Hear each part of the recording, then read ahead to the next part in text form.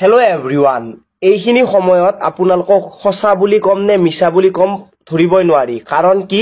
ৰিজাল্টৰ ডেট কাষ চাপি আহিছে সেইটো কথা আপোনালোকেও জানে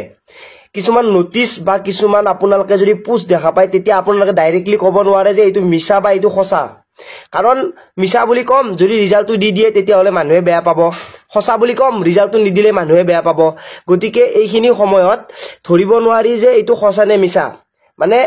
যোৱাকালিৰ পৰা এখন নটিফিকেশন ভাইৰেল হৈ আছে এইচএস ৰিজাল্টক লৈ আপোনালোকে নিশ্চয় এইচএস যিখিনি পৰীক্ষা দিছে ষ্টুডেন্ট আছে ক্যান্ডিডেট আছে তেওঁলোকে নিশ্চয় নটিফিকেশনখন দেখা পাইছে যে আজি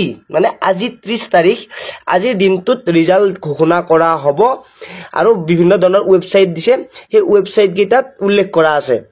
মানে নটিফিকেশনখনত কিন্তু নটিফিকেশনখনত যদি আপোনালোকে ডেটটো চাই তেতিয়াহলে 24 তাৰিখৰে সেইখন নটিফিকেশন আৰু এই 24 তাৰিখৰ নটিফিকেশনখন মতে যোৱাকালিটো ভাইৰেল হ'ব লাগিছিল আগতে ভাইৰেল হ'ব লাগিছিল হয়তো ইডিট হ'ব পাৰে বা 100% সঁচা হ'ব পাৰে কিন্তু যিখন নোটিছ আহিছে বৰ্তমানলৈকে কোনো ধৰণৰ সোশ্যাল মিডিয়া হ্যান্ডেল বা কোনো ধৰণৰ আপোনালোকৰ অফিচিয়েল ওয়েবসাইট আপোনালোকে হাই সেকেন্ডাৰী যেটো অফিচিয়েল ওয়েবসাইট আছে তাতে হওক বা আপোনালোকৰ শিক্ষামন্ত্ৰী বা মুখ্যমন্ত্ৰী হওক কোনো ধৰণৰ সোশ্যাল মিডিয়া হ্যান্ডেলত এতিয়ালৈকে প্ৰকাশ কৰা নাই সেইখিনি কথা মই আপোনালোকক ডাইৰেক্টলি কলো আৰু ৰিজাল্টটো ঘোষণা হলে আপোনালোকে ইতিমধ্যে কিবা নহয় কিবা এটা আপডেট পালে হয় যেহেতু মই ভিডিওটো 8টা বজাৰ পিছত বনাই আছো গতিকে এইখিনিতে মই এটা কথা কম যে নোটিছখন আপোনালোকে পাইছে হেতু ৰিজাল্ট দিলে সঁচা হ'ব ৰিজাল্ট নিদিলে মিছা হ'ব আজি তাৰিখটোত কাৰণ ৰিজাল্ট দিয়াৰ আগে বিভিন্ন ধৰণৰ ওয়েবসাইট বা বিভিন্ন ধৰণৰ